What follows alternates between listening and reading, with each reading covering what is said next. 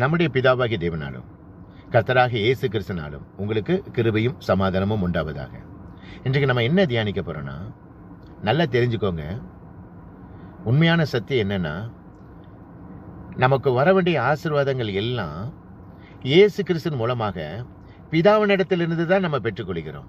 இந்த சத்தியத்தை நன்றாக அறிந்து கொள்ளுங்க.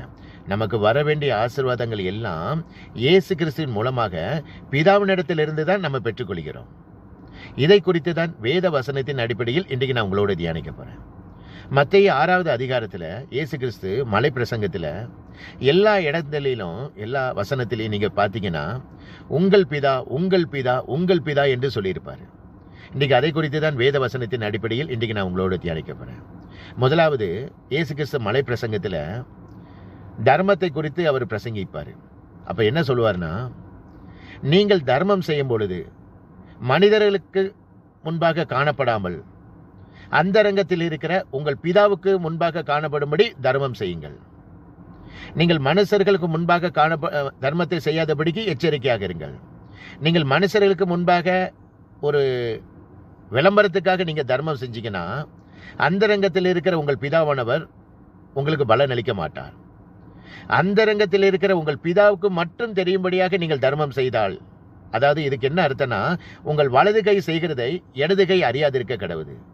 அப்படி செஞ்சா மட்டுமே அந்தரங்கத்தில் இருக்கிற உங்கள் பிதாவானவர் உங்களுக்கு பலன் அளிப்பார். இது முதலாவது.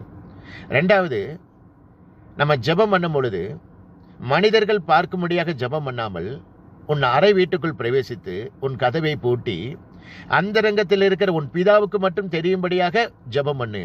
அப்பொழுது அந்தரங்கத்தில் இருக்கிற உன் பிதாவானவர் உனக்கு வெளியரங்கமாய் அந்த ஜெபத்திற்கு பதில் கொடுப்பார்.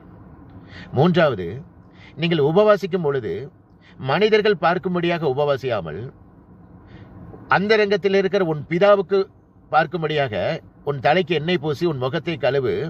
அப்பொழுது அந்தரங்கத்தில் இருக்கிற உன் பிதாவானவர் உனக்கு உன்னுடைய உபவாசத்திற்கு பதில் அளிப்பார். நான்காவது, நீங்கள் அஞ்ஞானிகளைப் போல ஜெபம் பண்ணும் பொழுது அஞ்ஞானிகளைப் போல வீண் வார்த்தைகளை அளப்பாதுங்கள். அவர்கள் அதிக வசனத்தினால் ஜெபம் கேட்கப்படும் என்று நினைக்கிறார்கள். உங்கள் பரம பிதாவானவர் நீங்கள் வேண்டிக் கொள்கிறதுக்கு முன்னதாகவே உங்களுக்கு என்னது தேவை என்று அவர் அறிந்திருக்கிறார். ஐந்தாவது, மனுஷர்கள் தப்பிதங்களை நீங்கள் மன்னித்தால் பரலோகத்தில் இருக்கிற உங்கள் பரம பிதாவானவர் உங்களுடைய தப்பிதங்களை மன்னிப்பார். மனிதர்களுடைய தப்பிதங்களை நீங்கள் மன்னிக்காவிட்டால் பரமபிதாவானவர் உங்களுடைய தப்பிதங்களையும் மன்னிக்க மாட்டார். ஆறாவது, ஆகாயத்து பறவைகளை கவனித்து பாருங்கள். அவைகள் விதைக்கிறதும் இல்லை, அறுக்கிறதும் இல்லை, களஞ்சியத்தில் சேர்த்து வைக்கிறதும் இல்லை.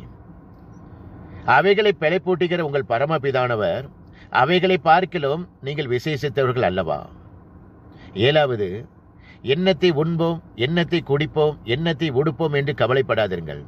இவைகள் எல்லாம் அஞ்ஞானிகள் நாடு தேடி அலைவார்கள்.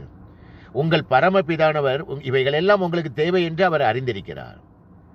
அதனால அதே மாதிரி ஜெபம் பண்ணும் பொழுதும் பரமண்டலத்தில் இருக்கிற உங்கள் பிதாவானவர் என்று சொல்லி இயேசு கிறிஸ்து சொல்லி கொடுப்பாரு.